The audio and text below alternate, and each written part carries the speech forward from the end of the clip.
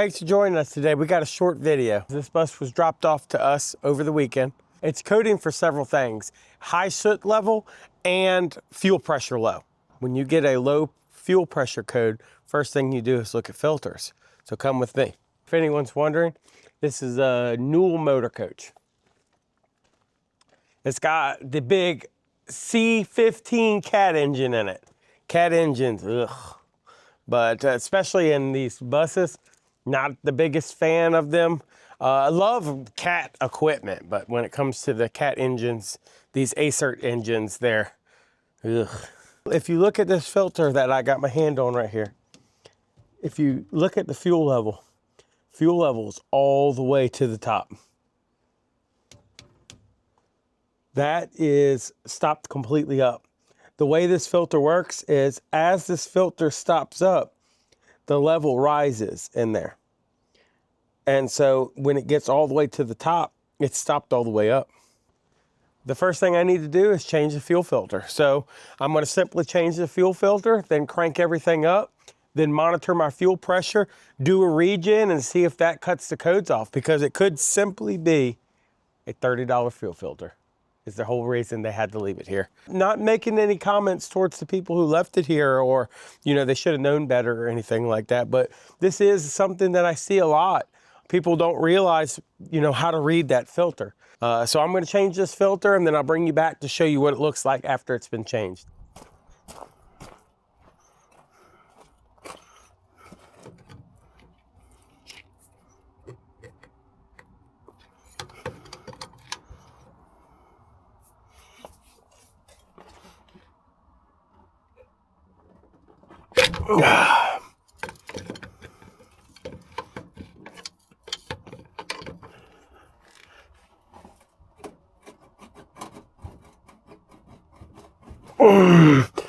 Good Lord. It's been a hot minute since they changed this.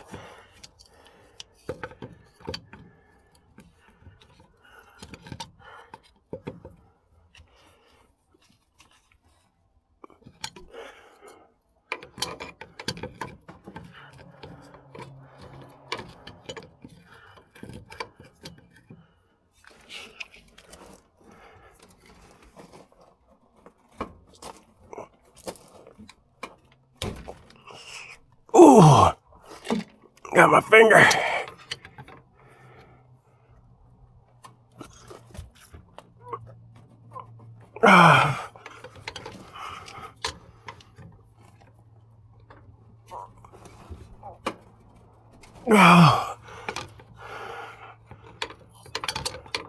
Way too tight, guys.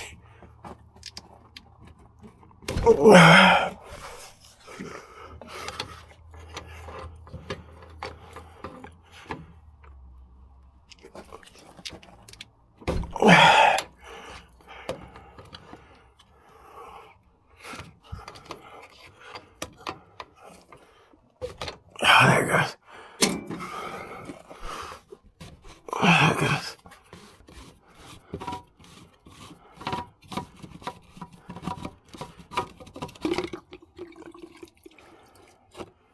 All right. Make sure you wipe this out right here. Make sure you clean out everything and look inside. Make sure there's no debris or anything inside.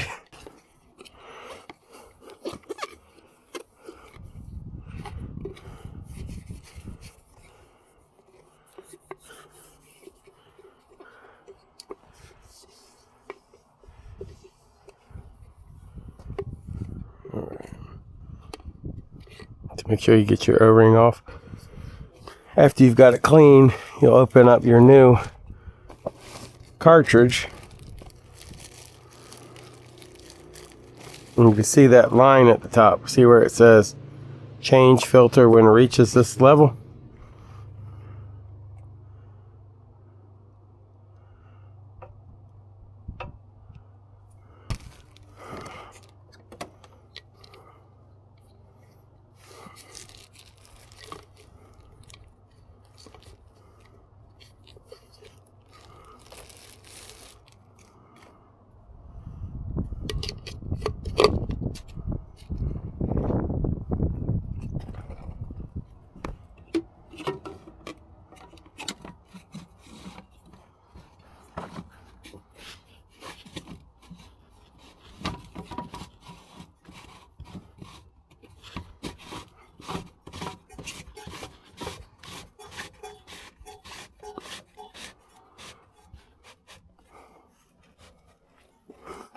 It's gotta be tight, but not that tight.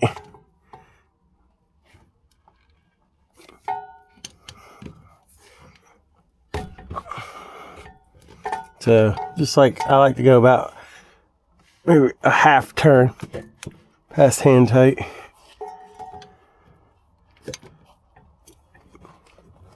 If I can get a grip. There you go.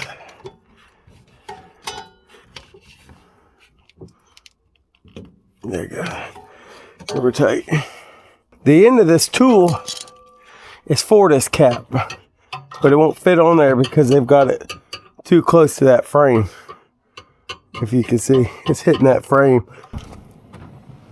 So now we're gonna crack this open so we can add some fuel in there so we don't lose prime when we start it.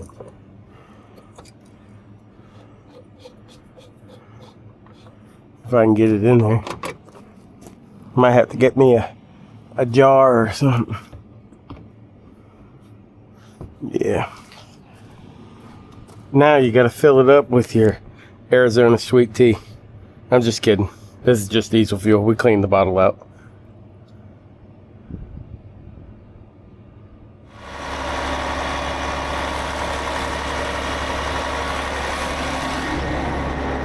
All right, so we've got that changed. So now we are doing an active regeneration. Once we cranked the coach up and ran it for a few seconds, the light went out for the low fuel pressure. So now I'm going to do a regeneration and we're going to see if that solves the problem. Hopefully it does. And you can hear it, it's in active regen now.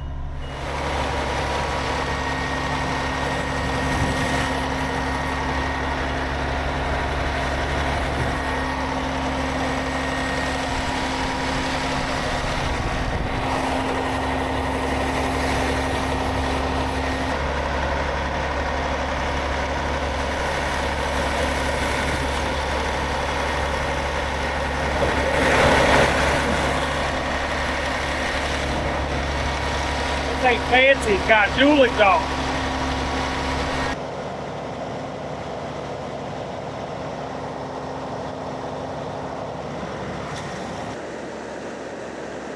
Caterpillar said, you know what? Detroit people are complaining about their 1 DPF. We got you, we put 2 on there. Twice as much money. $10,000 worth of exhaust parts. No, probably like $40,000 worth of exhaust parts. After I replaced the fuel filter, the low pressure fault code went out. And then I performed a regen and the soot level went out. So right now we have no active codes. We have some inactive codes because obviously we were coding. So I don't like to clear history codes if possible so people could see what prior history problems were. But there's no check engine light on the dash that's out of D rate and it's been repaired. So a couple things is, like I said, double check your filter. If you've got a Raycor filter like that, they're easy to look at and easy to see. You can see the difference in the filter right now, the level, like it was way up here. When you take these in to get serviced, a lot of truck shops don't know that these are mounted somewhere else. They get under them or they look around them and they see the white screw-on filters and then they don't even pay mind to this, so this doesn't get serviced. Or they look at it and it's right here and they're like, oh, it's not stopped up yet, it's not to the line, so they don't change it.